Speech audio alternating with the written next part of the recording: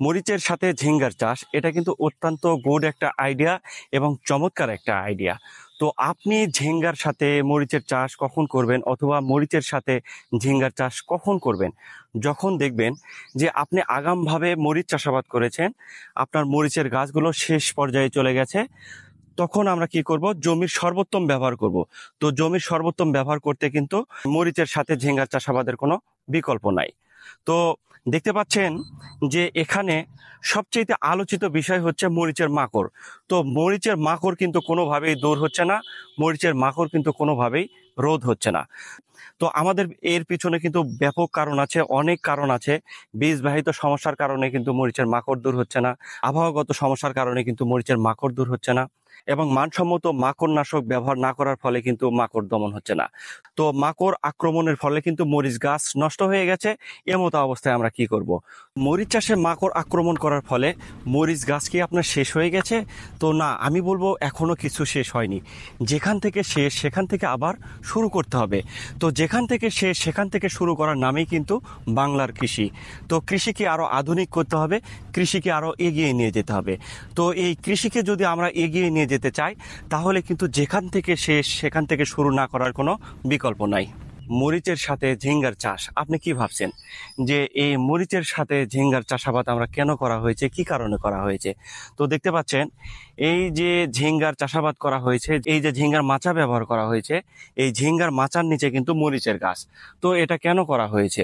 তো আপনারা যারা আগাম মরিচ চাষাবাদ করেছেন, রোগ আক্রান্ত বেশি হওয়ার কারণে যাদের মরিচ গাছ নষ্ট হয়ে গেছে, আমরা কিন্তু এই বিকল্প বুদ্ধিটা করতে পারি। আমরা এই বিকল্প বুদ্ধিটা কেন করব? তো আমরা এই কারণেই করব, রোগের কারণে আমাদের গাছগুলো নষ্ট হয়ে গেছে, বা আবহাওয়াগত কিছু কারণে কিন্তু আমাদের মরিচের গাছগুলো নষ্ট হয়ে গেছে। তো আমরা এক্ষেত্রে বিকল্প বুদ্ধি হিসেবে করতে পারি কি, মরিচ ক্ষেতের ওপর আমরা সবজির বেড তৈরি করতে পারি, মাচা জাতীয় সবজির বেড তৈরি করতে পারি। আর যদি এভাবে মাচা জাতীয় সবজির বেড তৈরি করতে পারি, তাহলে কিন্তু মরিচ ক্ষেতে যে লস অন্তত পক্ষে হয়েছে, সেই লসটা কিন্তু আমাদের পুষিয়ে উঠবে। তাই আমরা কি করব, যারা আগাম মরিচ করেছি এবং যাদের মরিচ যে কোনো রোগের কারণে নষ্ট হয়ে গেছে, মরিচ খেতে সর্বোচ্চ ব্যবহার করি। লস হয়েছে তো কি হয়েছে, তো আমরা হাল ছাড়ার মানুষ নই। আমরা একের পর এক ফসল করব এবং একের পর এক ফসল চাষাবাদ চালিয়ে যাব। তাই আমরা কি করব, যে মরিচের সাথে এইভাবে ঝিঙ্গার চাষাবাদ করব, অথবা মাচা জাতীয় যে কোনো সবজির চাষাবাদ করব। অলরেডি এখানে কিন্তু মাচার নিচে মরিচ চাষাবাদ করা হয়েছে।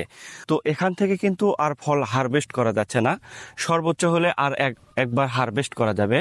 তো এই মুহূর্তে যদি আমরা এখান থেকে ফল হারভেস্ট করি, তো সেখান থেকে তো আমরা শুধু মরিচ পেলাম, আর তো কিছু পেলাম না। কিন্তু এখানে কথা হচ্ছে যে আমাদের মরিচ ক্ষেত থেকে যে ফসলটা পাওয়ার কথা, যেভাবে আমাদের ফসলটা পাওয়ার কথা, আমরা কিন্তু সেভাবে পাইলাম না। আমরা কিন্তু মরিচ ক্ষেতে লস করে যাচ্ছি। তো এটা কিন্তু একটা লস প্রজেক্টের আওতায় ধরে। তো আমি আমার ভাষায় আপনাদেরকে বোঝাতে চাই, আপনাদের যাদের এই রকম মরিচের ক্ষেত নষ্ট হয়ে গেছে, আপনি চাইলে কিন্তু এই রকম মরিচের ক্ষেতে মাচাং ব্যবহার করতে পারেন। মাচাং দিয়ে কিন্তু এইভাবে আপনারা মরিচ খেতে ঝিঙ্গা চাষাবাদ করতে পারেন, অথবা চিচিঙ্গা চাষাবাদ করতে পারেন। আপনি চাইলে মাচা জাতীয় যে কোনো সবজি চাষাবাদ করতে পারেন। আপনি চাইলে কিন্তু করলাও চাষাবাদ করতে পারেন।